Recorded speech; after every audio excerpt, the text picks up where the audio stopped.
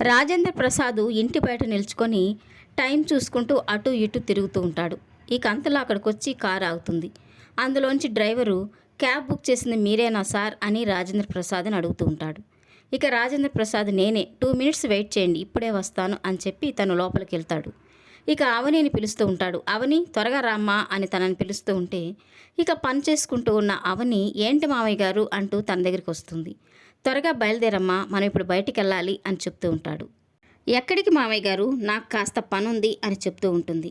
ఇక రాజేంద్ర ప్రసాద్ అయితే అంతకంటే ముఖ్యమైన పని, వెంటనే నాతో బయలుదేరమ్మా, అంత టైం కూడా లేదు, క్యాబ్ బుక్ చేశాను, క్యాబ్ కూడా వచ్చేసింది, త్వరగా బయలుదేరు అని తనని తొందర పెడుతూ ఉంటాడు. ఇక అవని అయితే ఏంటి మావయ్య గారు, క్యాబ్ కూడా బుక్ చేశారా, అంత అర్జెంటుగా మనం ఎక్కడికి వెళ్ళాలి అని అడుగుతూ ఉంటుంది. ఇక వాళ్ళ మామయ్య అయితే నీకు ఒక జాబ్ చూశానమ్మా, ఇంతకుముందు నువ్వు చేసిన జాబుల కన్నా చాలా మంచి జాబు, మనం ఇప్పుడు అక్కడికే వెళ్తున్నాము అని చెప్తూ ఉంటాడు. అవునా మామయ్య గారు, నా రెజ్యూమ్ ఇవ్వకుండా వాళ్ళు ఇంటర్వ్యూకి ఎలా పిలుస్తారు అని అడుగుతూ ఉంటుంది. ఇక వాళ్ళ మామయ్య అయితే వాళ్ళు నాకు బాగా తెలిసిన వాళ్ళమ్మా, అవన్నీ ఏం అవసరం లేదు, అయినా నువ్వు అడుగుతున్నావు కాబట్టి నీ ఫైల్ తీసుకురా అని చెప్తూ ఉంటాడు.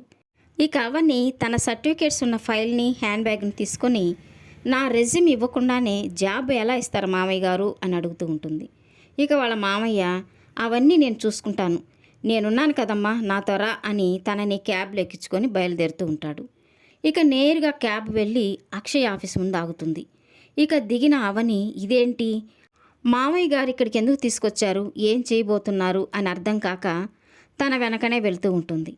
ఇక రాజేంద్ర ప్రసాద్ అవనిని అక్షయ్ క్యాబిన్లోకి వెళ్ళమని చెప్తాడు. ఇక అవనిని చూడగానే అక్షయ్ చాలా కోపంగా నిన్ను జాబులోంచి తీసేశాను కదా, మళ్ళీ ఎందుకు వచ్చావు అంటూ కోపంగా మాట్లాడుతూ ఉంటాడు. ఇక అవని వెనకనే ఉన్న రాజేంద్ర ప్రసాద్ క్యాబిన్లోకి వచ్చి జాబ్లో జాయిన్ అవడానికి అని చెప్తూ ఉంటాడు. ఇక రాజేంద్ర ప్రసాద్ని చూడగానే అక్షయ్ ఒక్కసారిగా షాక్ అయిపోతూ ఈ ఆఫీసులో కొత్త జాబులు ఏమీ లేవు నాన్న అని చెప్తూ ఉంటాడు. ఇక రాజేంద్ర ప్రసాద్ ఈ ఆఫీసు నీది కాదు నాది, ఏ జాబ్ ఇవ్వాలో నాకు బాగా తెలుసు అని చెప్తూ ఉంటాడు. ఇక అక్షయ్ అయితే ఏం జాబ్ ఇస్తున్నాను నాన్న అని కంగారు పడుతూ అడుగుతూ ఉంటాడు.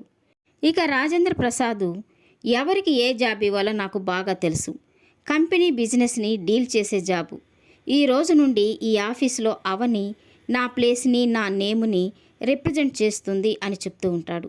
ఇక ఆ మాటతో షాక్ అయిపోయిన అక్షయ్ తనకి ఏం తెలిసని జాబ్ ఇస్తున్నారు, ఎందుకు ఈ నిర్ణయం తీసుకున్నారు అని వాళ్ళ నాన్నని ప్రశ్నిస్తూ ఉంటాడు. ఇక రాజేంద్ర ప్రసాద్ ఈ కంపెనీ నాది, ఈ ఆఫీసు నాది, ఎవరికి ఏ జాబ్ ఇవ్వాలో, ఎవరిని ఎక్కడ ఉంచాలో నాకు బాగా తెలుసు అని చెప్తూ ఉంటాడు.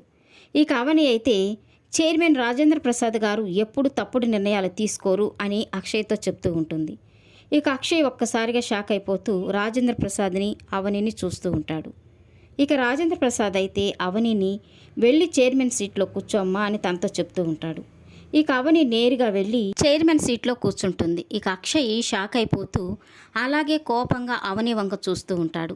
ఇక రాజేంద్ర ప్రసాద్ చాలా సంతోషపడుతూ ఈ రోజు నుంచి బిజినెస్ని, కంపెనీని నువ్వే చూసుకోవాలని అని తనతో చెప్తూ ఉంటాడు. ఇక అవని చాలా గర్వంగా అక్షయ్ వంక చూస్తూ ఉంటుంది. ఈ వీడియో నచ్చినట్లయితే లైక్ చేయండి, సబ్స్క్రైబ్ చేయండి. Thank you for watching.